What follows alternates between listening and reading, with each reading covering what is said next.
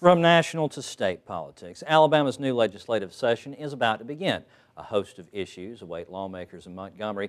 Cameron Smith is here from the Alabama Policy Institute to tell us about his organization's take on the big issues in this legislative session. Cameron, thank you so much for being with us today. I'm glad to be with you. It's our pleasure. Let's start off by talking a little bit about Alabama Policy Institute. Who are you guys? What do you do? Well, the Alabama Policy Institute is a conservative think tank dedicated to doing research and analysis on the big policy issues that are facing the state of Alabama and in some respects the nation.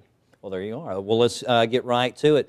We're going to start, does the session start tomorrow or Thursday? It's February 7th. February, 7th, so it's next week. Yes, all right. sir. Tell us, what are our lawmakers looking at and what concerns you guys? Well, right now the first thing that they're looking at is a lack of money. There's a short... We heard a little bit about that in the last segment. Yes, there's a real concern in Montgomery that there's as much as a $400 million shortfall in the general fund, which, when you look at that as one of the first issues that the legislators are forced to tackle, that's a large sum of money for a state budget to have to tackle. And in dealing with that, it cascades over into other issues. For example, the state is going to have to look at its pension plans. How are those affecting the overall budgets? For example, Alabama this year is set to put about $1.2 billion into state pensions and benefits. That's a large amount, and we need to look, how do we meet our obligations, meet our promises to those state employees, as well as preserving the system for current employees. All right. Now, I'm betting that you guys may have some suggestions for our lawmakers. Would you care to share them? Well, we do, and we have them on a broad range of topics. One of the things that we're trying to do at the Alabama Policy Institute is inform the debate. Bring people off the sidelines. More than ever, people care about what happens in politics. They're paying attention to what's going on, and they're looking for resources to inform those conversations that we have. The Alabama Policy Institute has recently released Guide to the Issues. These are 2- and 3-page briefs on topics ranging from the popular conversation of legislative pay in Alabama to regulatory reform, regulatory flexibility, pensions, health care exchanges, a number of topics that people want to know more about.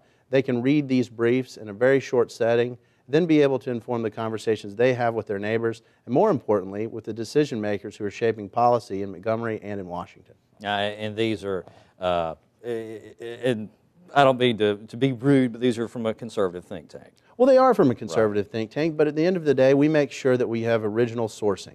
That if you want to make a decision about the issue, we have a clearly demarcated background section. The citations are there, so you can look at the original sources that we're looking at, and while we are going to put out recommendations, you can reach your own conclusions, and that's really important to us. It's not as important that you agree, that you engage. That you engage, that you're part of the process. Absolutely. Tell us a little bit about charter schools. I know that's an issue that you guys plan to, or that you expect we will see a lot of, or hear a lot of conversation about in this session. Well, education is a perpetual issue for Alabamians. There are very real concerns about the quality of educations that our students are getting.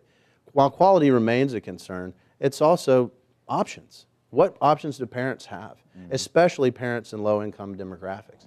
For example, if you are a single parent and you don't have the resources to send your child to a private school or a parochial school, and you have one option, and that school happens to be a failing school, or a school in Alabama that has a dropout rate well in excess of the national average, the best thing that Alabama can do is give you some more options.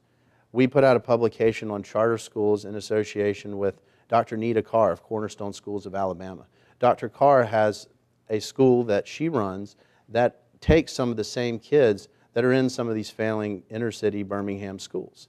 She believes that these students aren't incapable of learning, but they need a better environment. Their parents need options. Charter schools aren't a silver bullet for our education woes, but the status quo is institutionalizing failure, and that's not acceptable for our children. All right, Cameron, I'm sorry we're out of time, but thank you a bunch for being with us. And as we get further and further into the session, and as we get closer and closer to the presidential election, I definitely want you to come back and visit us Well, again. thank you very much. I appreciate it. Invitations there. Just let me know when you're available. You can find out more about the Alabama Policy Institute and get one of their guides to the issues online at alabamapolicy.org, or you can call them at 205-870-9900.